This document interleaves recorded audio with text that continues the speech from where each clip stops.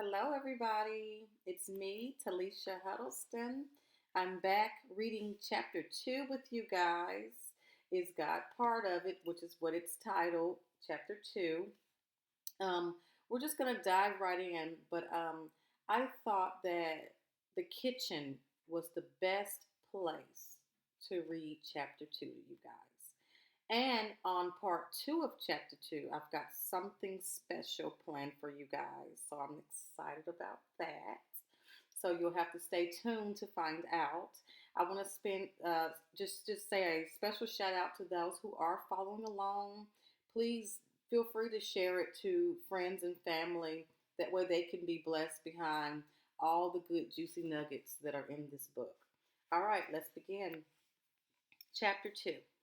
It took me a while to figure out where I wanted to live.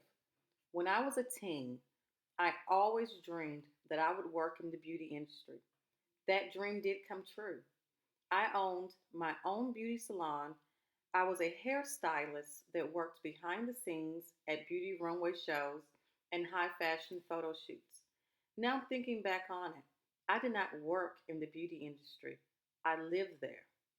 The largest percent of my time was spent there. My supportive husband owned his own construction business. Often he would take our, at the time, 13 and 8-year-old sons to work with him.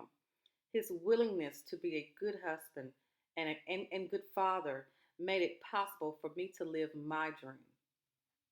My dream ended in the year of 2013. I closed the doors to my beauty world, and now my work consisted of helping my husband because his father had passed away. My husband's job went from being self employed as a construction worker, plus adding on the load of handling his father's estate. I didn't understand this at the time, but God had given me an assignment, and that was to make sure that my husband was eating and drinking in the midst of his assignment. I want to stop there for a few minutes, and I just felt it on my heart to share this. A lot of times we don't understand why something doesn't go our way, or the something that we worked so hard to accomplish maybe came to an end. It's because God has bigger plans for us. And even when we do see what the plans really are that He has for us, however, it's still for a big purpose, no matter how small you think that something is. For me, I thought cooking and feeding him in the midst of this assignment was so little, and how could that mean anything? But it was to prepare him for his assignment. Everything that we do in life is not just for us, it's always going to be for someone else. Let's keep going. In my spare time, I would cut out recipes from the Food Network magazines. My goal was to make him eat, but I began to see him eat less and less. It was not that the food wasn't good, of course. It was just that he was so busy with working and the estate. The hardship of the estate was pulling him further away mentally and physically. He was trying to hold on to something that I believe God was no longer a part of. God does not live where there's arguing and fighting between people. Um, I remember when we first got married, I had no clue on how to cook anything. I would sit in the kitchen with his mother daily. I would watch her cook and ask lots of questions. Then I would go home and recreate everything that I learned from her on my own for my family. That was about 19 years ago. That's a long time ago. She taught me how to cook southern pot roast, gravy, potatoes, and so much more. When we had leftovers, I would create new ways to make new dishes from the leftover meals. I would make my own homemade hot pockets from the leftover pot roast and potatoes and gravy. My assignment with my husband ended on January 17th, 2015, when life changed for me suddenly. On that day, I stopped cooking.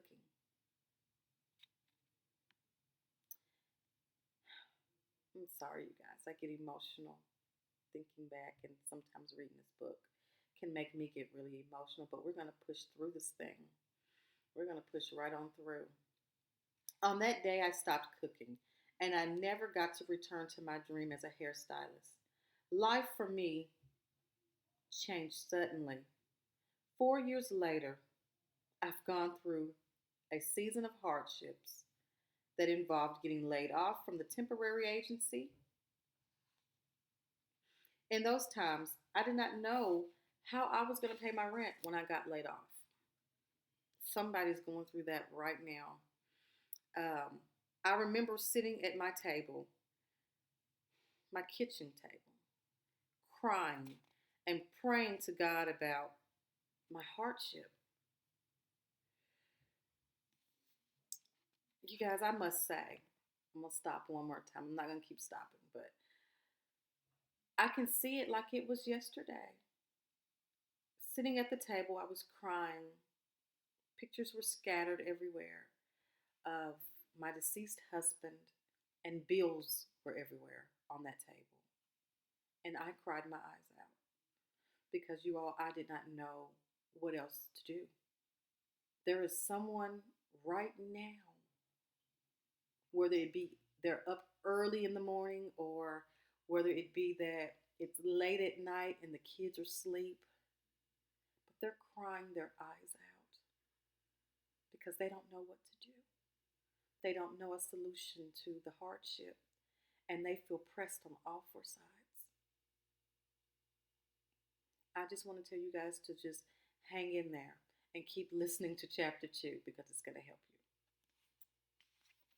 Back to the book. Back to the book. All I had at the time was $300. Some people don't have that. And I don't know how I'm going to pay the rent this month. Please, Jesus, help me, is what I was praying. Please. Then I sat in silence and I heard something deep on the inside of me say, "You know how to cook." So I went into my kitchen and I began to open cabinets to see what I had to cook. I found some chicken and a little broccoli, flour, some milk, and I began to create a homemade Alfredo sauce. And I seasoned it with grilled chicken and, broccoli florets.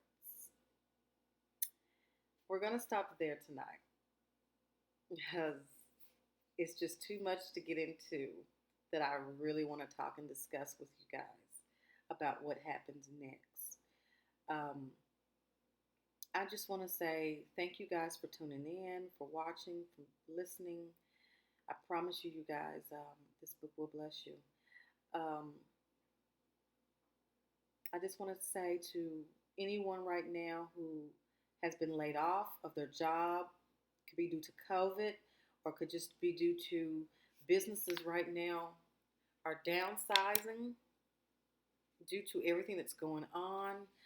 Um, keep your head up and seek the mighty one. Go into prayer. Cry on his shoulder. I guarantee you he makes things better because in the midst of things, he will show up. He always does. So we're going to stay tuned for the second half of chapter 2. And remember, I've got something special planned for you guys for the second half of chapter 2. All right, you guys, enjoy the rest of your night. Till next time.